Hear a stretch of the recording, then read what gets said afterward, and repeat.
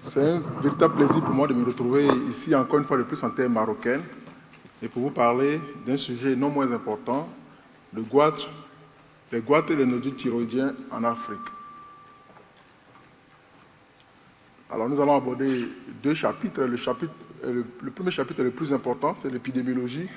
Et nous allons rapidement survoler l'enquête qui est en cours. Vous n'aurez certainement pas tous les résultats parce que l'enquête est toujours en cours en termes de diagnostic et de prise en charge au niveau des pays africains. Alors on le sait déjà, la prévalence des nodules thyroïdiens palpables représente 2 à 5% au niveau de la population générale adulte. On le sait également, à l'échographie, cette prévalence peut atteindre les 50%. Et on sait également que moins de 5% de ces nodules peuvent être cancéreux et moins de 10% sont toxiques. Et enfin, que pratiquement 90% de ces nodules doivent être respectés, c'est-à-dire surveillés, donc ne pas être pris en charge du point de vue chirurgical. Alors, l'Afrique est un gigantesque continent, j'allais dire le deuxième plus grand continent, avec plus d'1 milliard d'habitants, 1000 ethnies, plus de 60 000 groupes ethniques, plus de 60 nations. Mais ce qui frappe au niveau de l'Afrique, ce sont les disparités au niveau régional, Maghreb, Afrique subsaharienne, et à l'intérieur même des pays d'Afrique subsaharienne, Afrique de l'Est, Afrique de l'Ouest et la région sud de l'Afrique. Mais également des disparités extrêmement importantes à l'intérieur de la plupart des pays africains. Vous le savez, il n'existe pas encore de système de couverture socio-sanitaire dans la plupart de ces pays, d'où les difficultés qu'on observe dans la prise en charge de ces pathologies chroniques et complexes.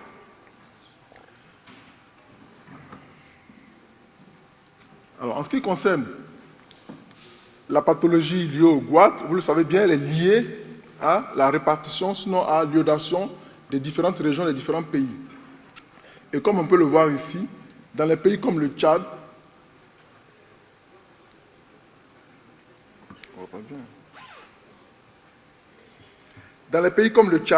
la prévalence du goitre est passée de 63 à pratiquement 24% après les vastes périodes d'iodation. C'est pareil pour le Lesotho et la Côte d'Ivoire.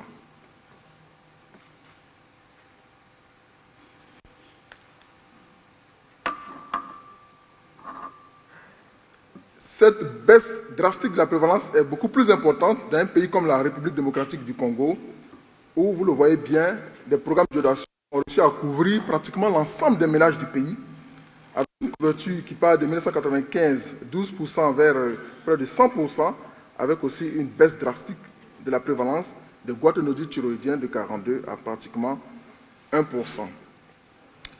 Alors, quand on regarde également les grands programmes d'iodation qui ont été réalisés dans le monde, beaucoup de pays ont su profiter. Il s'agit notamment de l'Égypte, de l'Éthiopie et puis dans une moindre mesure du Ghana. En revanche, des pays comme le Niger et le Sénégal n'ont pas su véritablement profiter de ces périodes d'iodation pour pouvoir réduire la prévalence des pathologies liées notamment au goitre. Les pays comme la Tanzanie font feu de tout bois pour produire d'abord du sel, mais également pour ioder ce sel. Ainsi donc, on le constate, presque l'ensemble du pays a bénéficié des programmes d'iodation et on le voit également, les enfants sont pratiquement dépistés à l'école de façon systématique pour rechercher un nodule, donc apprécier la carence en iode et organiser éventuellement une prise en charge, sinon une couverture de la carence en iode. Et enfin, sur ces slides, vous voyez, aujourd'hui, il y a pratiquement moins de 50% des ménages par les programmes d'iodation. On note également enfant qui a été réduit de pratiquement 30% à près de 8%. Le bémol reste les programmes d'iodation des femmes enceintes.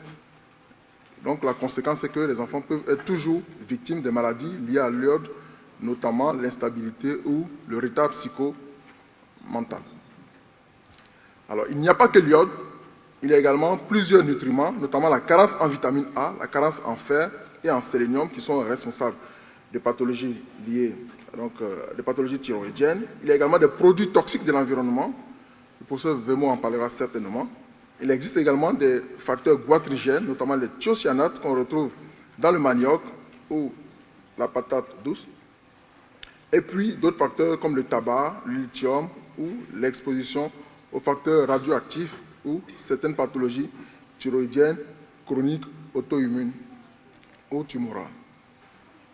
Certains facteurs génétiques ont été également impliqués donc, dans cette belle étude qui a été réalisée aux États-Unis, qui a comparé les Noirs d'origine subsaharienne qui sont nés d'étain noir, je dis bien d'étain noir, et on le voit bien, quand on essaie de voir un peu le top 15 des cancers, le cancer de la thyroïde se situe à ce niveau, et on le voit également, la plupart de ces cancers sont liés aux infections. Il s'agit notamment du cancer du foie, de l'estomac et le sarcome de Kaposi, y compris les cancers de la thyroïde.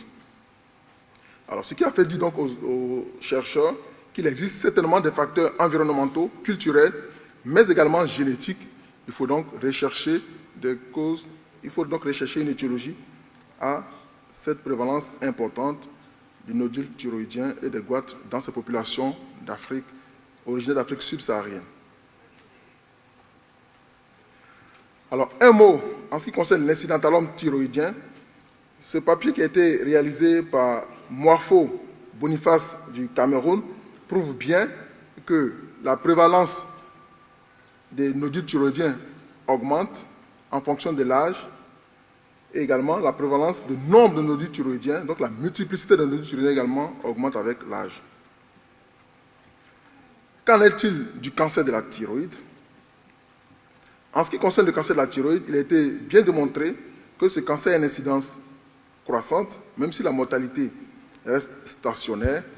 Et en ce qui concerne ce cancer, justement, on le sait, le cancer folliculaire est beaucoup plus lié à la carence en iode. Et donc, la plupart des pays africains qui ont réussi des programmes d'iodation, comme notamment le Nigeria, on voit bien que les cancers papillaires sont en train de s'égaliser avec la prévalence des cancers folliculaires. Quand on s'intéresse aux pays comme Madagascar et le Togo, où des grands échantillons ont été utilisés, notamment des grands échantillons de thyroïdectomie, on voit bien que la prévalence du cancer folliculaire est en train pratiquement d'être réduite au profit du cancer papillaire. Et on le voit à droite ici.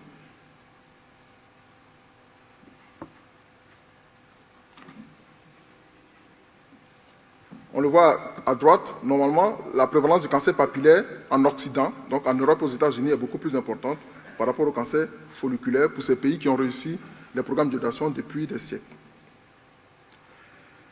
Alors, quand on s'intéresse spécialement à Madagascar, on le constate, la prévalence des cancers thyroïdiens varie en fonction des régions.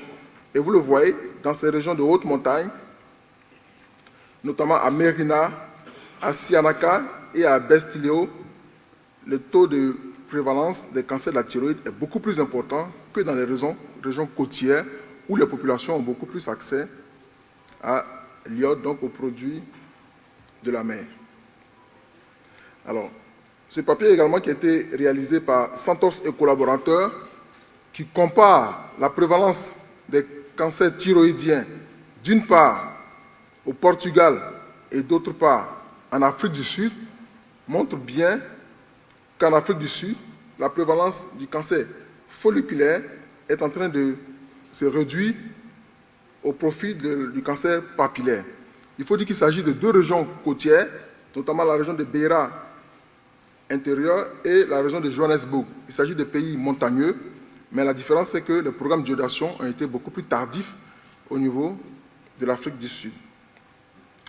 Alors j'étais surpris par ce papier qui montre un peu que dans la région MENA, principalement dans le nord de l'Afrique, les pays comme l'Algérie, la Libye, l'Égypte et le Soudan n'ont pas encore réussi des programmes d'iodation en dehors de la Tunisie.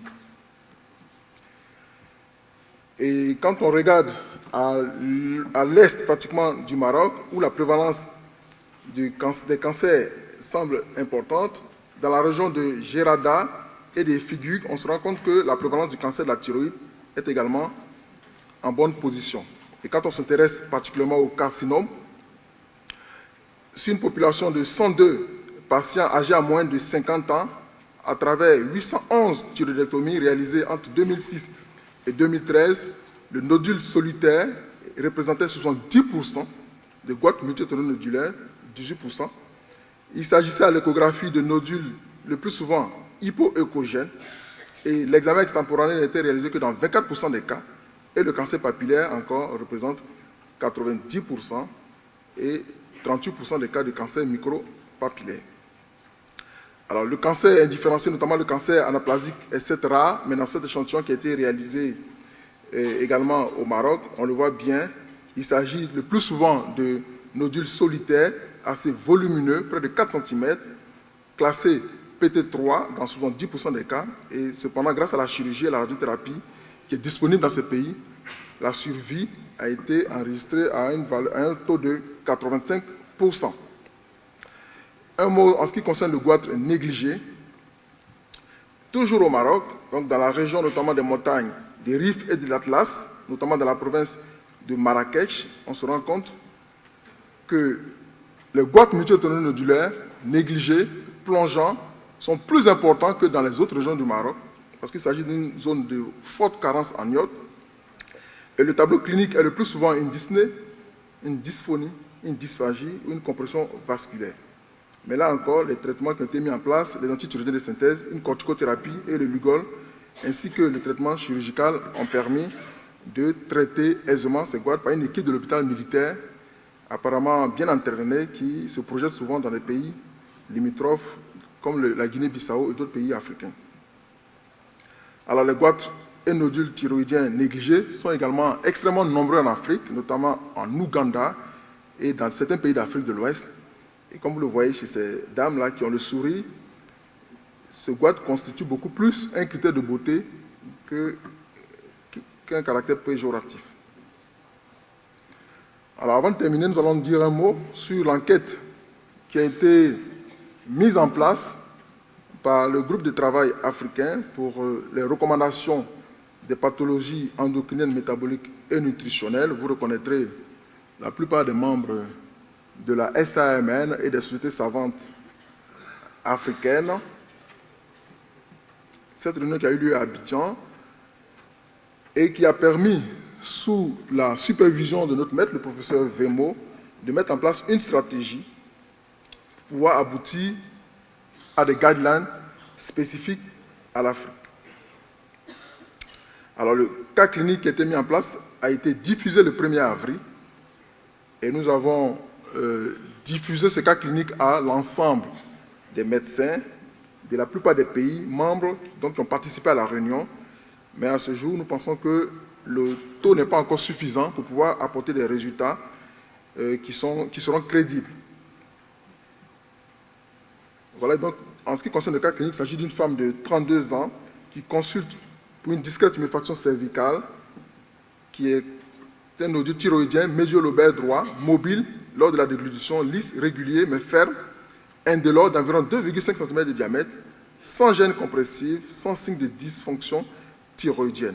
Donc la première question est, parmi les examens suivants, quelle exploration allez-vous réaliser? Deuxièmement, en l'absence de dysfonction hormonale, quelles explorations complétera votre enquête?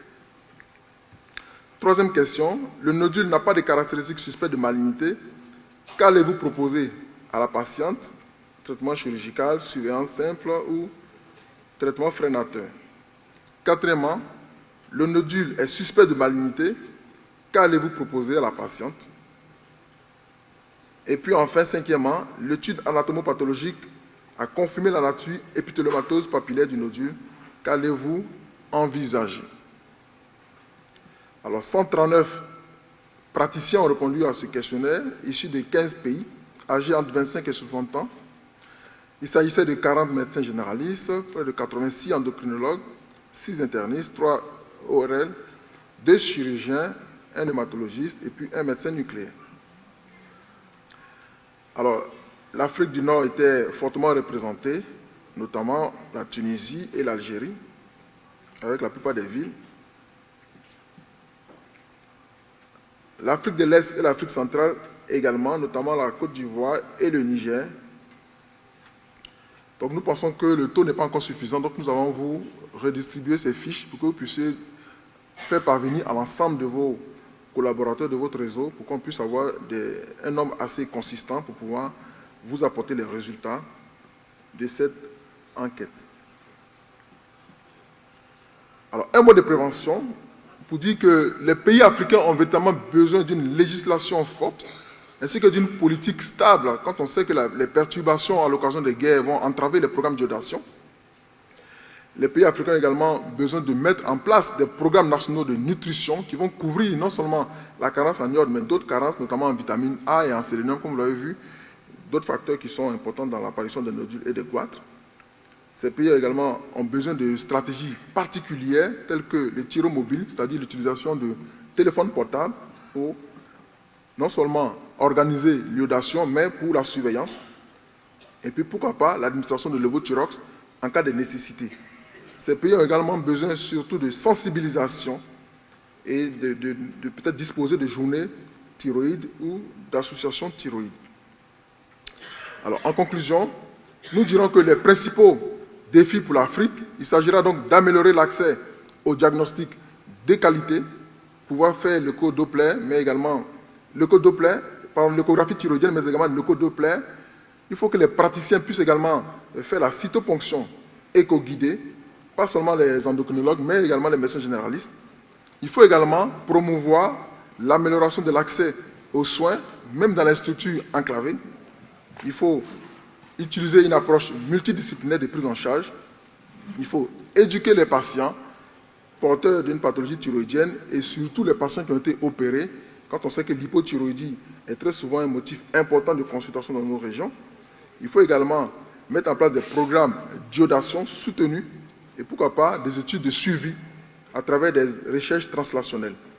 Il faut aussi prévenir les conséquences de cette carence en iode à travers les femmes enceintes, l'allaitement, les nouveau-nés et les enfants. Et enfin, il faut des registres dans la plupart de ces pays et pourquoi pas des recommandations pour harmoniser nos prises en charge à travers les différentes régions, mais également au niveau de toute l'Afrique. Je vous remercie.